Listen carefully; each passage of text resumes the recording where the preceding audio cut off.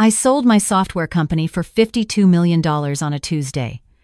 The ink was barely dry on the contract when I grabbed my coat, practically running out of the 23 years of 16-hour days, missed dinners, and staring at code until my eyes burned had finally paid off. All I wanted was to see my husband's face when I told him. We'd made it. We'd finally made it. I should have called first. I should have texted. But I wanted to see his eyes light up when I told him face to face. After 32 years of marriage, you think you know someone well enough to surprise them. I was wrong. The elevator ride to his floor felt like it took forever.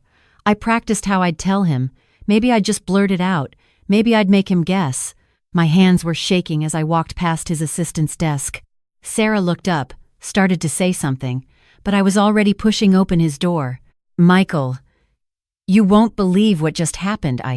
The woman sitting on the edge of his desk spun around. She was young, maybe 29, 30 at most. Her hand was on my husband's shoulder. They weren't doing anything obviously wrong, but the way they jumped apart told me everything I needed to know. Elizabeth, my husband said, his face going pale, I didn't know you were coming. The young woman smiled at me. It didn't reach her eyes. You must be Michael's wife. I'm Jessica. We've been working on the Peterson account together. I stood there in my designer suit, the contract for $52 million in my purse, and watched my husband lie to my face. I'll come back later, I said quietly. Then I turned around and walked out. I made it to my car before I started shaking. 32 years. We'd raised 3 kids together. I'd supported him through 2 career changes, through his father's death, through everything. And he was having an affair with someone young enough to be our daughter. That night, he came home late. I was sitting in the dark living room, a glass of wine in my hand I hadn't touched. Elizabeth, let me explain. How long? I asked. He sat down across from me. It's not what you think. How long? 18 months. 18 months. I did the math in my head. Our grandson's first birthday party, our trip to Italy for our anniversary. The entire time I was closing the biggest deal of my life, negotiating with investors, working until 2 a.m. to make the numbers work. The entire time, he was with her. I want a divorce, I said. He didn't even fight it. He just nodded. Okay, we'll work something out. That's when I realized he'd been expecting this. He'd probably been waiting for me to find out. I didn't tell him about the sale that night. I went upstairs, locked myself in our bedroom, and cried until I couldn't breathe. Then I called my lawyer. Rebecca had been my friend since law school. She'd handled all my business contracts, including my prenuptial agreement 32 years ago when Michael and I got married. Back then, I'd had nothing. I was a computer science major with student loans and a dream. Michael was working his way up the corporate ladder at an insurance company. We were both broke and in love, but my father had insisted. Protect yourself, he'd said. Just in case. I thought it was unromantic at the time. Now I was grateful he'd been practical. I need you to file divorce papers, I told Rebecca. And I need you to do it quietly. What happened? He's having an affair. Has been for a year and a half. Rebecca was silent for a moment. I'm so sorry, Elizabeth. Do you want to tell me what you're thinking? I want to be strategic about this. I just closed the sale of my company yesterday. $52 million, and he doesn't know yet. Elizabeth, Rebecca's voice had changed. You know you have to disclose that in the divorce proceedings. I know, but I don't have to tell him now. I want to see what he does. I need to know if there's any part of him that actually loved me, or if he's just been waiting for this. The next few days were the strangest of my life. Michael acted like everything was normal. He asked how my day was. We ate dinner together. He kissed me goodnight, and the whole time, I knew he was lying. On Friday, he came home early. I was in my home office, reviewing the contracts from the sale one more time. Elizabeth, can we talk? I looked up. He looked nervous. Good. Of course. What's on your mind? He sat down. I think we should talk about the divorce, about how we're going to split things up. Okay, I said carefully. What did you have in mind? Well, I've been thinking. We built everything together, right? The house, our savings, our retirement accounts. I think we should split it all 50-50. That seems fair. I wanted to laugh. Or scream. Instead, I just nodded. And my business? He shifted in his chair. Well, I supported you while you built it. I was there for you. I think that should count for something. I see. So you want half of my company too? It's only fair, Elizabeth. Marriage is a partnership. That's when I knew. He didn't love me. He probably hadn't for years. He'd been waiting for me to succeed so he could cash out. Actually, I said, reaching into my desk drawer, there's something I should tell you. I sold the company on Tuesday. His eyes widened. You what? I sold it. The deal closed 3 days ago. I pulled out the contract and set it on the desk between us. For $52 million. I watched his face carefully. I was looking for shock, maybe. Or happiness for me. Or even concern about what this meant for us. Instead, I saw his eyes go directly to the number on the page. His pupils literally dilated. Then he looked up at me and smiled. It was the most genuine smile I'd seen from him in months. 52 million? He breathed. Elizabeth, that's incredible. We're set for life. We. Not you. We. So that would be 26 million for each of us. Right? He continued, already doing the math. We should talk to a financial advisor. We need to invest this properly, make sure we're not paying too much in taxes. He kept talking, but I stopped listening. This man I'd spent 32 years with was already spending money he thought was his. He hadn't asked how I felt, hadn't asked about the details of the sale, hadn't even acknowledged that this was my company, my work, my achievement. He just wanted his half. Michael, I said quietly, cutting him off mid-sentence. Do you love me? He blinked. What? Of course I do. Elizabeth, what kind of question is that? Do you love Jessica? His face went white. How did you... I saw how you looked at her in your office, how she looked at you. How long have you been planning to leave me? He stood up, started pacing. It's not like that. Elizabeth, you have to understand, we've grown apart. You've been so focused on your company for years. We barely see each other. Jessica, she understands the pressures I'm under. She listens to me. How long have you been planning to divorce me, Michael? He stopped pacing, looked at me, and I saw the truth in his eyes before he said it. I was going to wait until you turned 60. Another 18 months. That seemed like a good time. A good time, I repeated. And why 60? I wanted to make sure you were set up first. Make sure your company was successful. I didn't want you to struggle. The audacity of it took my breath away. He'd been planning to leave me, but he wanted to make sure I was successful first so he could take half of everything. Get out, I said. Elizabeth, we need to talk about this rationally. Get out of this house. Now. This is my house too. Then I'll leave. I stood up, grabbed my purse. My lawyer will be in touch. I went to a hotel that night. The Ritz-Carlton downtown, where I'd stayed during my first investor meeting years ago. I sat in a room that cost more per night than my first apartment's monthly rent, and I cried. Not for my marriage. That was already dead. I cried for the years I'd wasted, for the version of myself who'd loved a man who'd only been waiting to cash out. Then I called Rebecca. He knows about the sale, I told her, and he's already calculating his half. What do you want to do? I want to fight. What do we have? Rebecca was quiet for a moment. Your prenup is still valid. You created your company before you got married. You started it with money from a small inheritance from your grandmother, remember? And you kept meticulous records showing it was yours from the beginning. But we've been married 32 years. Don't those assets become marital property? Not if you can prove it was your separate property that you actively kept separate.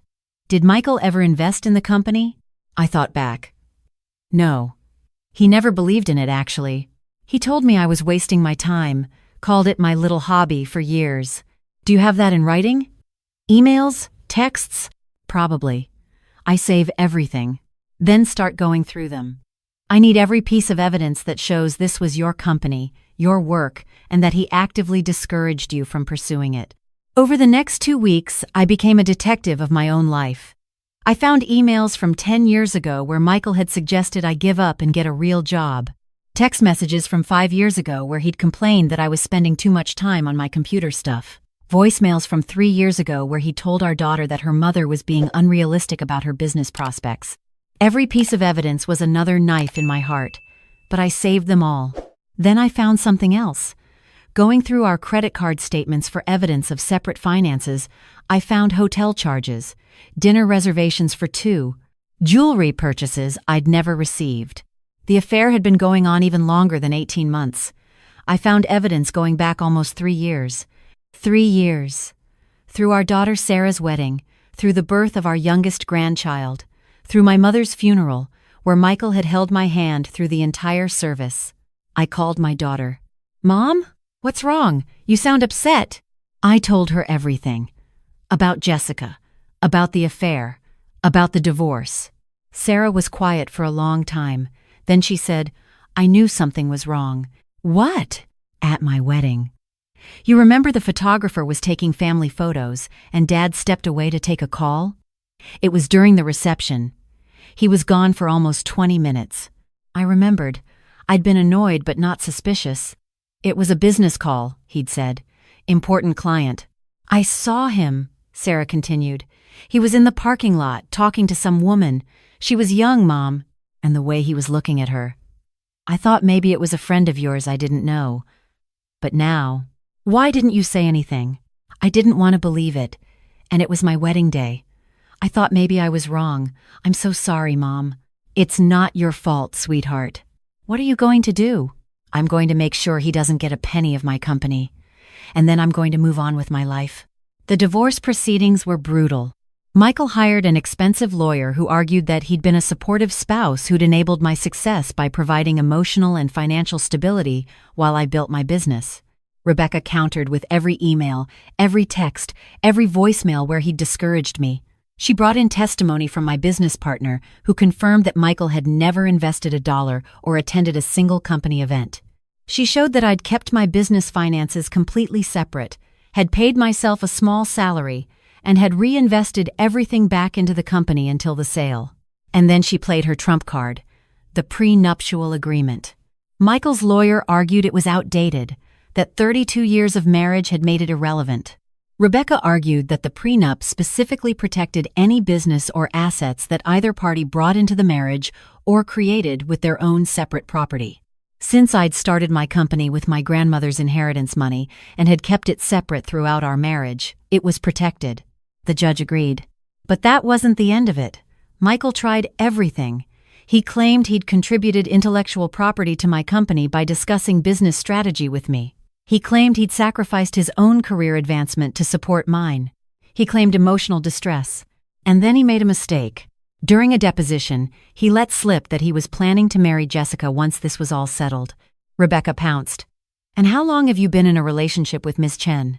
"About 18 months, he said. "And where did you meet Miss Chen?" "At work. She's a business consultant we hired." "I see. And does your employer have a policy against romantic relationships between employees?" His lawyer objected, but the damage was done. Rebecca filed a request for discovery of his employment records. That's when things got interesting. Turns out, Jessica Chen wasn't just any consultant.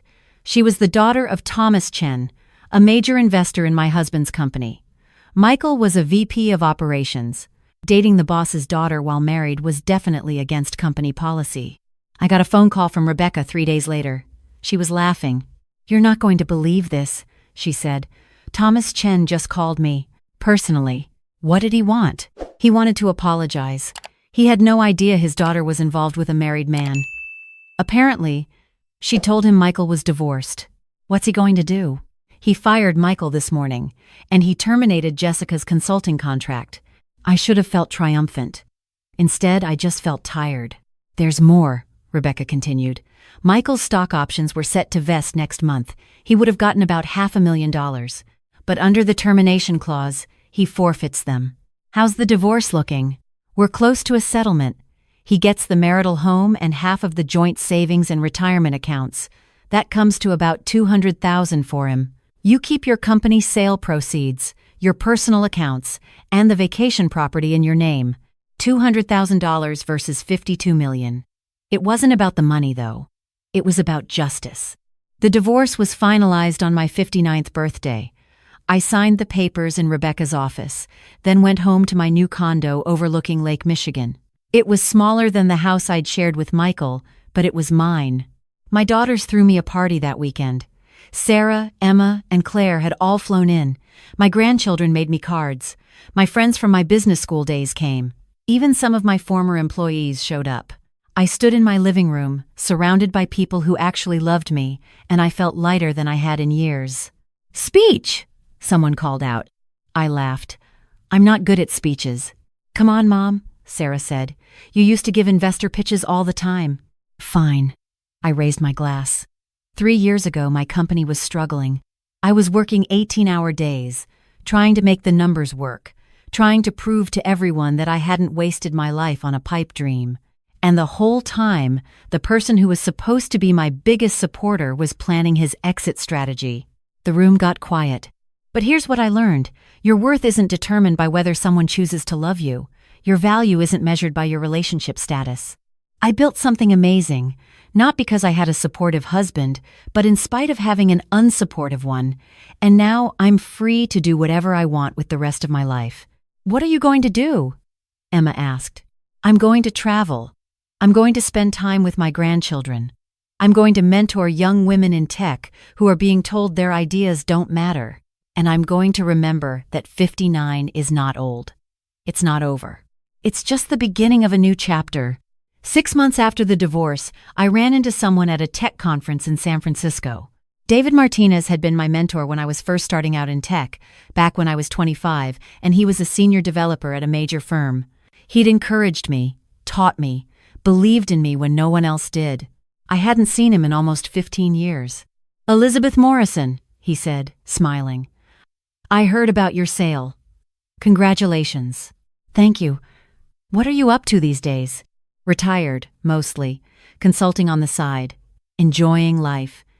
He paused. "I also heard about your divorce." "I'm sorry." "Don't be. Best thing that ever happened to me." We got coffee. Then dinner.